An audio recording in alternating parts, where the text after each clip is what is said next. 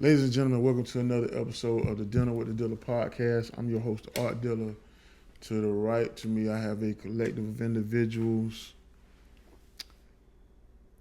The one nearest to me goes by the brand of S. Productions, but we're going to talk about a few other things, but let's start there first.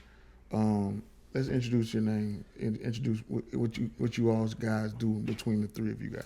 No doubt, no doubt. So I'm Sean, go by S. Got S. Productions, been doing, different events and things in the city for like 15, 16 years at this point. Collaboratively, we have a event coming up soon that we kind of work together with, kind of brainstorm in the dungeon, I guess you would say, with, Okay. to kind of create something. So, that's something that we got going forward. It's kind of like the second event that we're doing when it comes to that.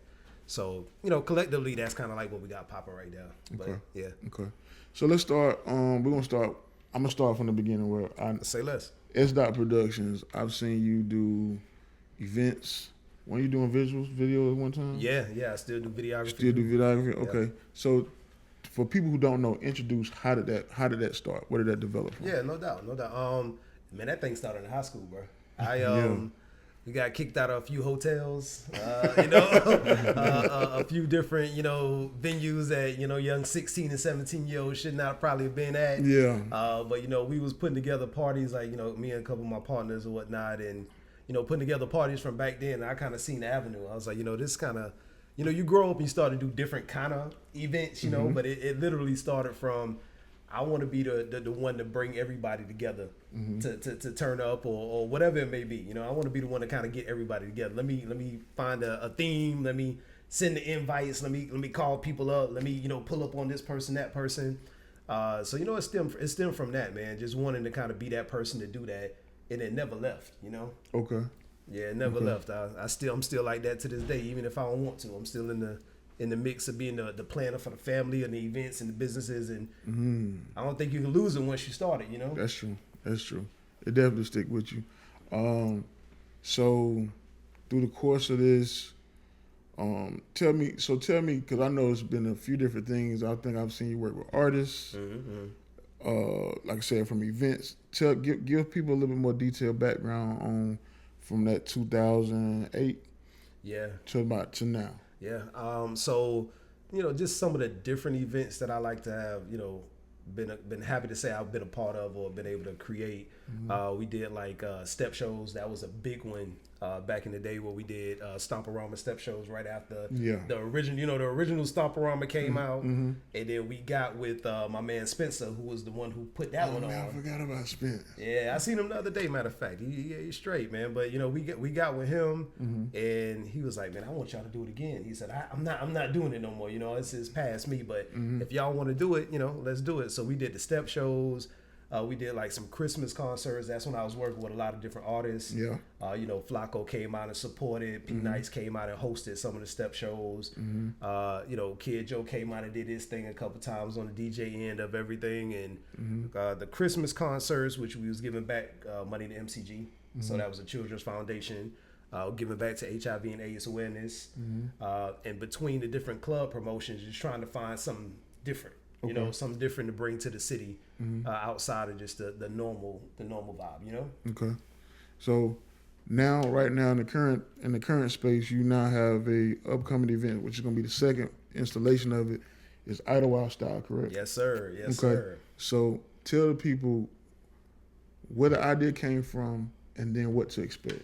Bro, I got to tell you first, I'm grateful to be able to say this because the event itself has so many like different layers. So when you trying to let people know from a 30-second commercial or a video drop or audio drop, you can't get all the layers. People still kind of like what's really going on. So Idlewild started with me and my man Josh and Linda sitting in the house parlaying one night, like just watching the movie. It's like maybe a week later when we was like, yo, you ever been to a spot that's like that, like a juke joint type, where you kind of have your fedora hats, your suspenders, they got Lindy Hop dancing going on all over the place. And, we was like, we should create that because it wasn't something that was popping. That's right. It wasn't something that nobody had going. So we sat up and was like, we should create that. we sat on that idea, bro, for like years. Okay. I mean years, but every year around a certain time frame, it came back up. It was like, hey man, what's up with Idlewild Style? And it really was Josh and Lynn that always kept telling me like, hey man, you was talking so hard about Idlewild Style. Like, you know, that's what you need. You need people to keep you running, you know? You was talking so hard about Idlewild Style. Like, when we go do it. And I can't remember what happened, but something happened. And right after it, I was like, hey man, it's time for Idlewild Style. And just from there, we said, hey, let's bring a juke joint theme. So we got themed dances at the event. Okay. Right? So what happens is like, you got your DJ. So Kid Joe's DJing for us. Okay. You know, he gonna keep it popping. He gonna be hosting. But you got your R&B, your hip hop music, your reggae, all this stuff being played throughout the night. But it's one special song that when that song comes on, you go see dancers come from every corner of the event and hit the floor and perform this Lindy Hop dance that's crazy. And it happens like 3 or 4 times throughout the night. So pretty much people they have to just suspect. It's not a point where you predict. It just happens. It just happens. You know, you might be at the bar, you might be chopping it up with this person, you know, you might be over here chopping it up with that person, then all of a sudden this song drop and you see people just running from all spots of the event center, you know, and they run into the floor and they in sequence doing something that they take 8 days training on these lessons that they do. So we put them through choreography. So you guys have choreography classes leading up to this event? Yes, sir. They start on the 20th. We took in like 13 or 14 people. You know, they get a lot of benefits and perks for kind of being a part of the event. So we brought them in. They're going to learn the choreographed dance. You got Sounds of Brilliance as the band that's going to be there. Okay. You got Kid Joe DJing that's going to be there. You got Brock on the bar that's bartending that's going to be there. So we just bring in something like more recent, like Sinners. Yeah. We ain't trying to bring no vampires and no demons or nothing. No, we just want the good time before all that. No vampires allowed. Before all that happened.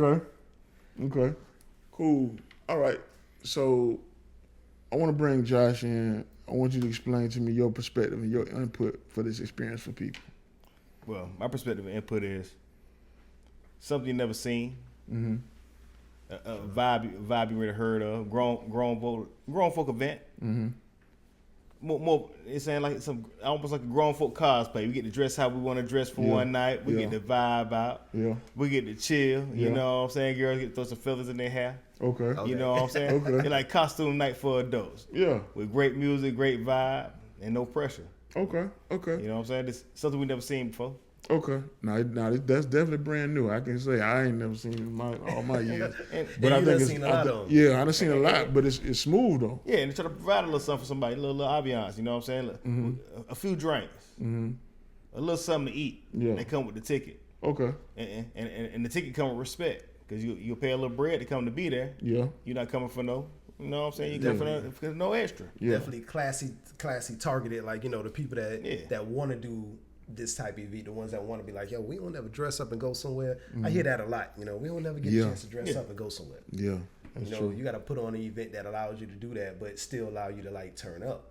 So it's not like really a gala where you just come and sit down. Yeah, and it ain't last minute. It look good. You know, you take your picture and sit down. You know. Oh, okay. Give people enough time to get dressed. Okay. Yeah. So you're giving them interaction. You're giving them the experience. You're giving them food, quality event. What's something they should expect that they won't expect outside of what we discussed already? Oh man, good question. Something that they should expect but won't expect outside of the event. Well, what I can say is the spot mixed with the decor that we set up in there, along with the 360 booth playing a song that I guarantee they ain't got in their playlist. Right? They're going to see a vibe that really puts them in the mind frame because that's the goal. The goal is how do I really, in it, as much as possible, you know, provide this mind frame once you pull up and park and walk through this door. Right. They're going to expect it to be somewhat of a normal party with decorations. Okay.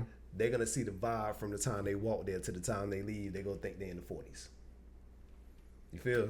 That's definitely an experience. Yeah. That's definitely an experience. So it's coming up May 22nd. So you guys already have your choreographed dancers involved. Tickets on sale. Where about? Tickets on sale right now on Eventbrite. Of course, if anybody, plugging in the Facebook page, S.Lowery on Facebook, same on Instagram. They can hit me up. I can get them tickets as well. But they at Eventbrite right now. All you got to do is put in Idlewild Style Augusta 2. It'll pop up and take them right there. Okay. So this is okay. So we're in March. So that's on the way. Yep. Give me your craziest moment in doing events. A moment that you have in your memory where you say, I will never forget this night. All right, so craziest moment in doing events. So I got Lowery's Plaza, which is a family business, right? We got on Deansbridge Road, so you got your beauty salon, barbershop. We have a young lady there that does taxes. And right next to it, we had like a little event building. During the time, it was nothing in there, so we did events. So that's during my pathway, kind of doing different type of events. So I was renting it out.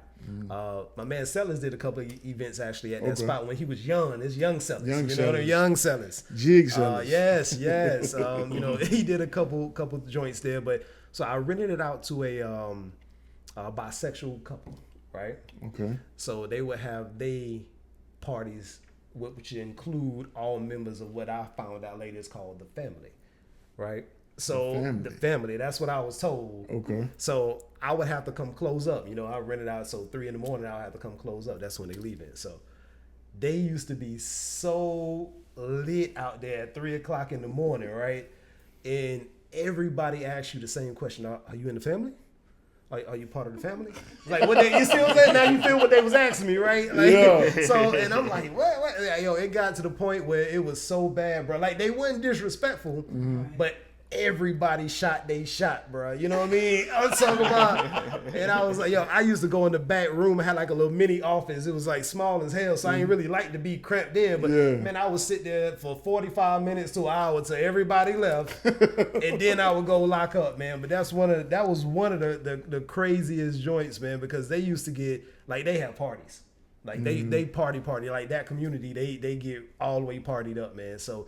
They used to be so turned out there, and they all kind of crap was going on out there, bro. For real. Wow.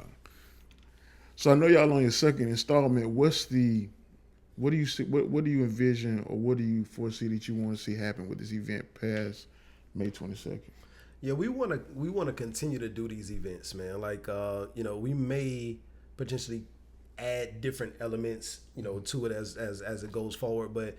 I know, like, I'm born and raised in New York, right? So I moved here in, like middle school. So I'm a Georgia New Yorkian, however you want to call it, right? So I go up there a lot, and I go to these different events up there, and I'm like, yo, we don't have this back home. Yeah. Right? Like, people go to Atlanta or they go to Miami, and they're like, yo, I went to an event that was similar to Idlewild Style with a similar vibe up there.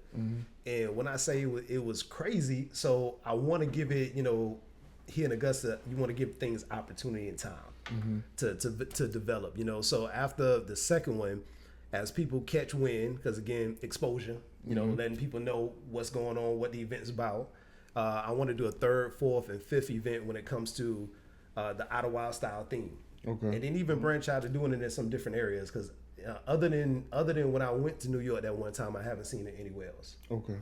Right. So provide that opportunity for people and let them know, hey, this is. Maybe once a quarter, something like that. Give them time to peep out from the last event. Expect it. You got to get your wardrobe. You know what I mean? You got to get prepared because again, it's not like it's a $10 cover charge. Nah. You know what I mean? It's some real stuff going on behind the scenes, so it's worth every dollar, man. But giving people time to let it build up. Okay. And push it out. Cool. Hey, that's what the 22nd is that Memorial Weekend? Is it 22nd Memorial Weekend? I believe it is. It's a Friday. It's a Friday. It is a Friday. I bet I'm off that weekend. I'm done. Yeah, the event is definitely on a Friday. You definitely should be there. I'm off that weekend. Well, we first did it on a Wednesday. Okay. And it was a decent crowd, but it was a Wednesday in the middle of the week, and you talking your older crowd. You feel what I'm saying? That's hard for Augusta, man. Right? Augusta don't move if it's not Friday, Saturday, Sunday for that grown folks crowd. But at the same time, we didn't want to press our events against Friday, Saturday, Sunday in Augusta. Yeah, because it was new. Okay. So it was ultimate rehearsal. Okay. So we was able to see everybody in their place, and now we got everybody in their place. Gotcha. Yeah. That's so now the two. So I like the fact that y'all are developing the event, because I think people miss that part. I think sometimes people just with an idea, and just from my experiences, you can have an idea. Once you execute it, it's definitely gonna be some stuff you're gonna learn, and then you're like, I could have did this, I could have did that. And then now that you're looking at your vision for your second, third, fourth, and fifth, and still fine tuning it, people are gonna appreciate it. Yeah, right. Yeah. And I don't think people understand that when you come up with these concepts, it still takes time, because some things are going to be a little bit more deep. Like y'all got something that's very detailed. Yeah, it is. Yeah, very detailed. I think it's something that people really, really would embrace here. I even got some ideas I'm gonna give to y'all camera just thinking sitting right here right now. Yeah, it's wonderful. But yeah, the fact that you guys are developing it, I tell people all the time, man, that's the long game. That's the game that's gonna kill you. The quick game is cool, but it ain't gonna last long. Right. Yeah. Like the venue of today and the venue of tomorrow.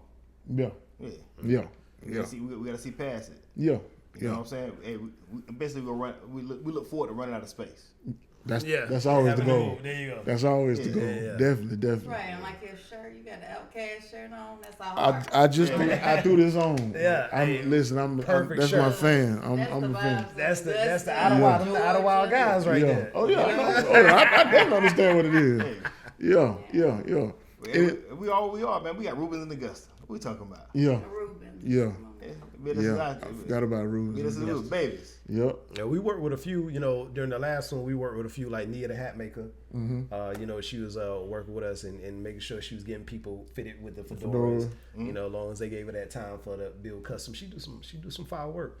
And just kind of work with some of the spots downtown to, trying to make sure that people had an avenue to go get fresh for the event.